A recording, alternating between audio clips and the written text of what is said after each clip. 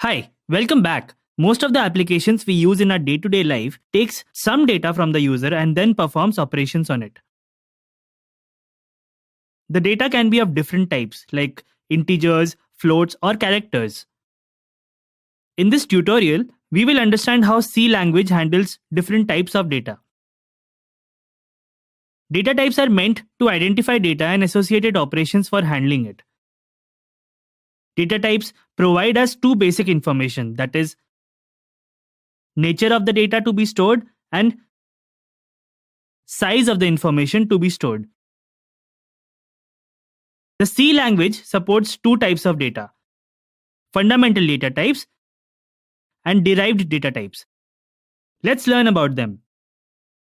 The fundamental data types, also called built-in data types, are not composed of other data types, and they allow us to store only one value in a variable.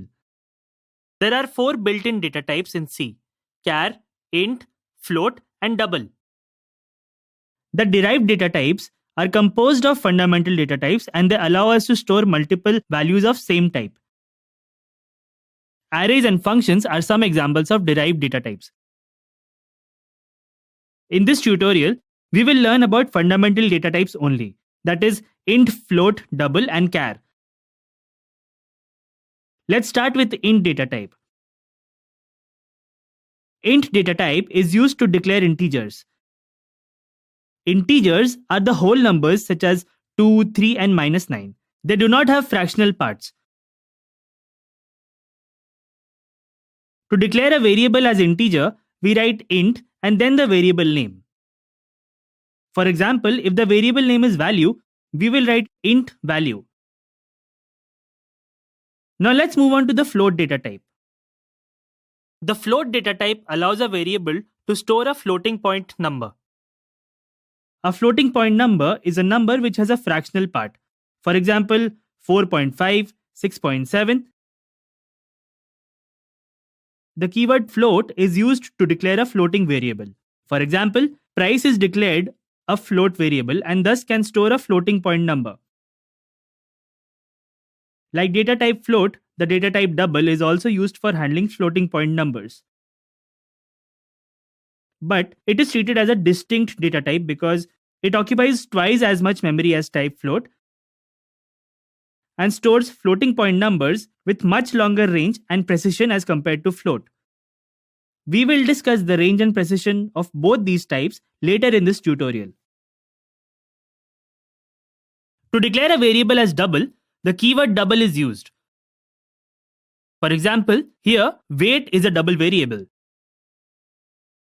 So far, we have discussed the data types which allow us to declare variables to store numbers either as integers or decimal numbers.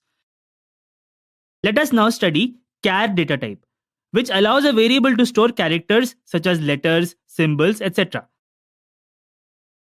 Since characters are represented in memory by their ASCII codes, which are nothing but integers, char data type is often called an integer data type. To declare a variable as a character variable, we write the keyword char followed by its name. For example, here ch is a character variable. We have discussed various fundamental data types so far. All these data types allocate a specific amount of space in memory to store a variable. This space may vary from compiler to compiler. For example, storage space for int data type on 16-bit compiler is 2 bytes. A byte consists of 8 bits. A bit can represent either of the two values, 0 or 1. Or we can say that 1 bit can represent 2 raised to the power of 1 numbers. Thus, 16 bits can represent 2 raised to power 16 values. Thus, in an int type which allocates storage space of 2 byte can represent 65,536 values, that is from -32,767 to 32,767. Sometimes, we need to modify the amount of storage space allocated to a variable. In that case, we prefix the data type with a modifier. For example, we increase the range of int type from 2 bytes to 4 bytes by prefixing it with modifier long. Let's learn which other modifiers are used with different data types.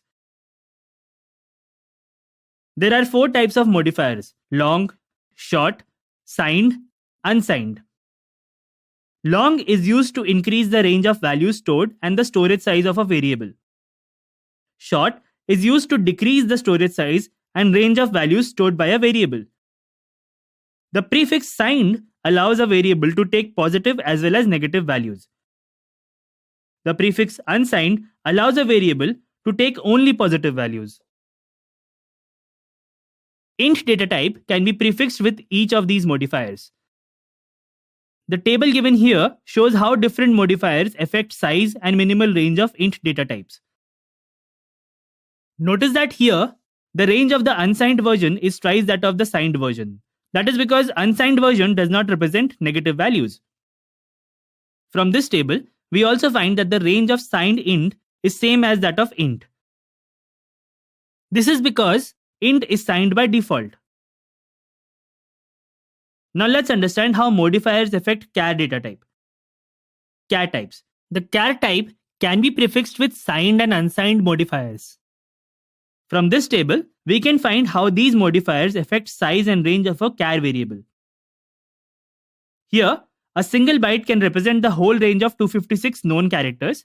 It is guaranteed to be large enough to represent the entire range of basic symbols, all the letters, digits, and punctuation for the target computer system.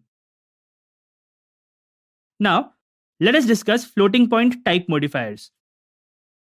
We have learnt about 2 floating data types, that is float and double. The approximate size, minimal range, and digits of precision of these 2 types are shown here.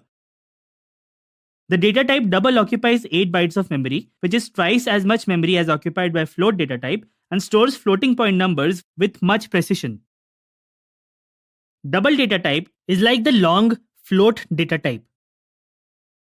When double data type is prefixed with long modifier, its size increases from 8 byte to 10 byte. That's it in this tutorial. We learned quite a few new things and it could be a little difficult to remember all of it. But don't worry, things will get easier as you make progress in this training program. In the next tutorial, we will understand how one data type can be converted into another data type.